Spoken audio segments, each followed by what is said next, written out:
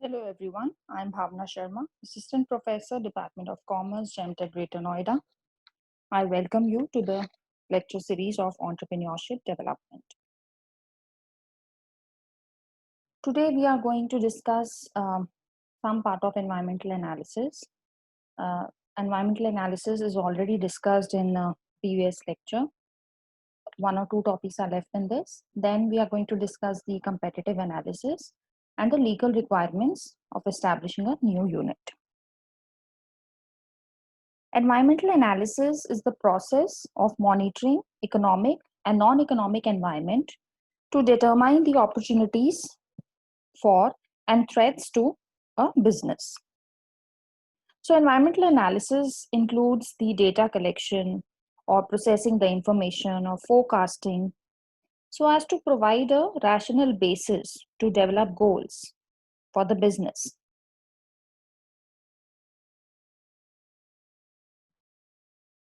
Next is environmental scanning. It is a close examination of environment to develop the understanding of socio-cultural, economic, political, and other factors to ensure that the entrepreneurial opportunity is compatible with them.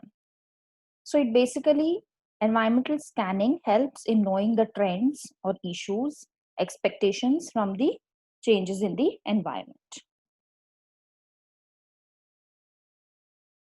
Now, next topic is environmental factors. Now, entrepreneurship environment refers to various forces within which various business operate. So, environment consists of the factors which are external to the enterprise. So, it is basically the sum total of external factors within which the business operates. So, if we talk about the types of the external environment, then it consists of two things. One is micro environment, another one is macro environment. So micro environment consists of those elements, or we can say those forces that influence the marketing, that influence the business directly. Like there are suppliers from whom the goods have been purchased, customers who purchase the products, intermediaries, the wholesalers, retailers, middlemen, competitors, general public. So they directly affect the business. Then is the macro environment. Macro environment means all those forces which are uncontrollable, like socio-cultural, economic, political, legal, physical, technological forces. So these are uncontrollable.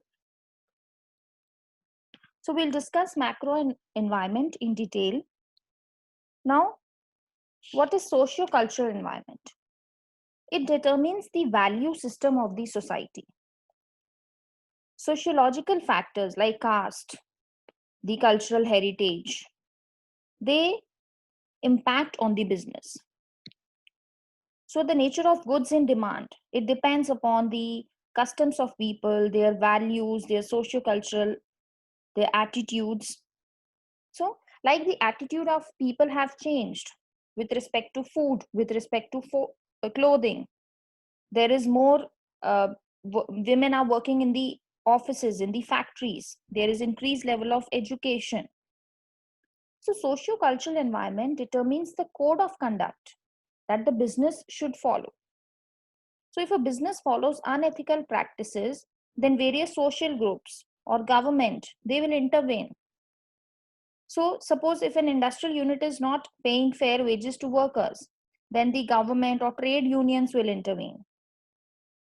If a company is indulging in, say, adulteration or black marketing, then the consumer forums or there are several government agencies, they'll take action against it. So socio-cultural environment do affect the business.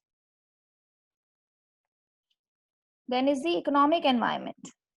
Economic environment refers to the nature of economy or the economic policies of government, the uh, business firms, the banks, insurance, level of income of people.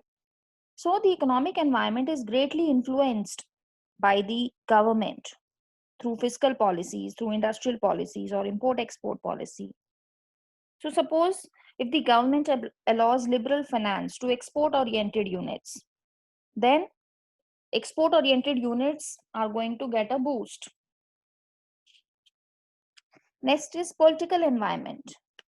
Political environment is influenced by political parties, political stability, government's intervention in business, the foreign policy. So all these factors do affect the business. So stability of the government is also an important factor, because the businessmen will prefer to start new units in those states where there is political stability, where rule of law prevails. There is legal environment, which is determined by the provisions, economic laws, commercial laws, labor laws, government regulations. So all these help the government in regulation of economic activities of the business enterprise. The next factor is technological environment. It means the state of technology in the area of manufacturing, mining, construction, transportation, information technology. So when there is advancement in technology, it will lead to greater productivity, higher quality, low cost of production. But the introduction of such a technology do require higher investment. And last is the financial environment. Finance is an important resource for starting a business. So the entrepreneur has to see various sources of finance. The entrepreneur has to look after the rate of interest that is charged by different lending institutions. What are the terms and conditions of repayment? That is also an important factor. So these are all the factors which are related to the environment. Now, next topic is competitive analysis. Competitive analysis is an insight into the status of the market for the product or service. So basically, competitive analysis gives a real picture of the strength of the product or marketability of the product. It helps in understanding the market forces, how they are going to influence the products or services which is marketed by a particular entrepreneur.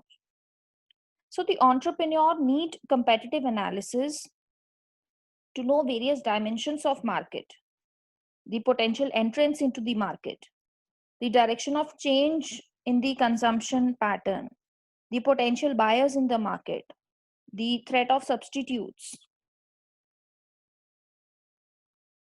So for this, 5 forces analysis is being given by Michelle Porter. So Porter has given this technique. And in this, there are 5 forces of competition for a firm. So that is competition in the industry, power of suppliers, bargaining power for customers, threat of substitute products, and potential of new entrants into the industry. Now, competition in the industry. That is,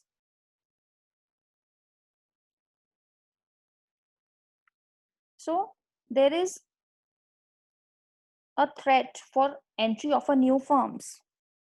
That means there is competition, there is some new idea, new package, they are coming up with new service.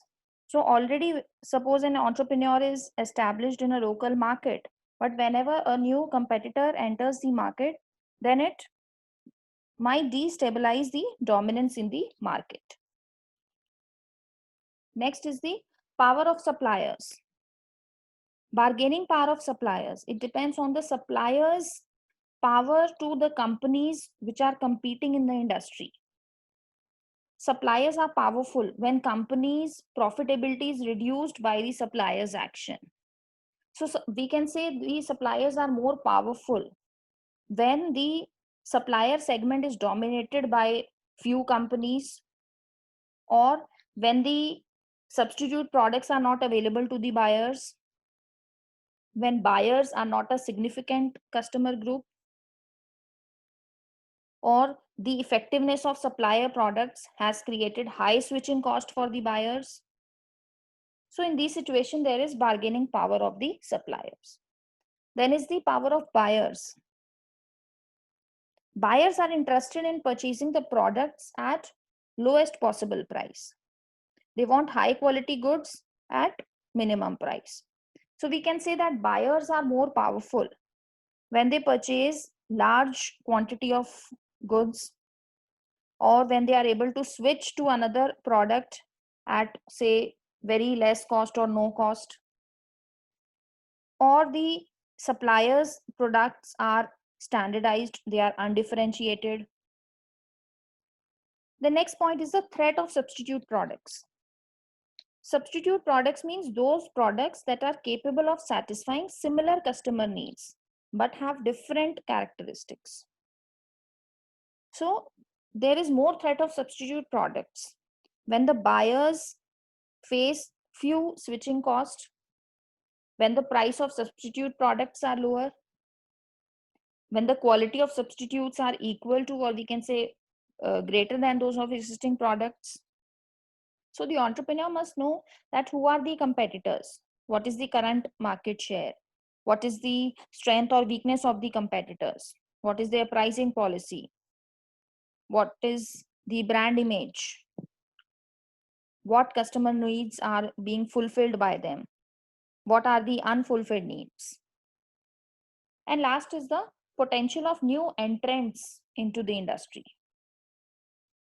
So a company's power is also affected by force of new entrants. So less time and money it costs for a competitor to enter a company's market, and more an established company's position could be weakened.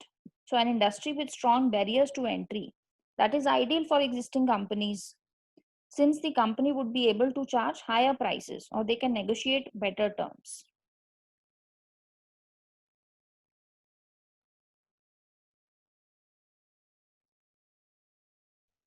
Now next topic is legal requirements of establishing a new business.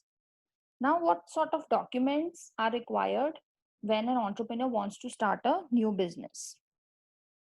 First is the memorandum of association. It is a document which has to be filed with the registrar. It basically contains the name of company, the place of registered office, the objects of the company, liability of members, the amount of authorized capital. So the memorandum of association must be signed by at least 7 persons in case of public limited company, and by 2 persons in case of private limited company. So that memorandum has to be printed, it has to be divided into paragraphs and numbered. So memorandum of association is the foundation on which the company is built. So it basically defines the activities and powers of the company. Next is articles of association. It consists of the rules or regulations for internal management of company. The private limited companies, they prepare their own articles, but in case of public limited companies, preparation of article is optional. Next is the list of directors. Now the list contains the names of the directors, their address, the occupation, who have agreed to act as the first directors of the company. So there has to be at least 3 directors in case of public company and 2 directors in case of private company. Then consent of directors, written consent of directors is required, who agree to act as directors of the company. Then is the declaration. So this declaration is regarding the qualification shares. So directors should give an undertaking that they agree to purchase and pay for the qualification shares along with the other shareholders. Next is the notice of registered office, that at the time of incorporation, the address of the registered office of the company where it is located, that has to be filed. So it must be filed within 30 days from the date of incorporation. Next is statutory declaration. Statutory declaration by an advocate or secretary or the chartered accountant or any other person who has taken part in the formation of company should state that all provisions of the Companies Act with regard to registration has been complied with. Next is payment of stamp duty and registration fees. The stamp duty, registration fees or filing fees, that has to be deposited with the registrar. So if all the documents are found to be correct and in order, then registrar enter the name of the company in the register of the companies, and they issue a certificate which is known as certificate of incorporation.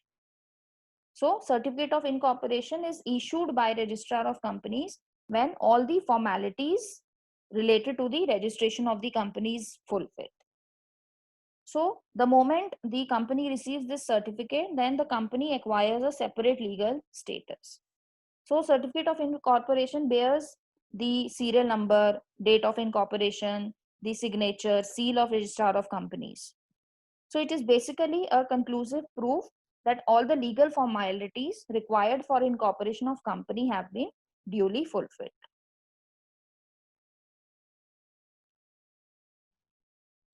Thank you. That's all for today.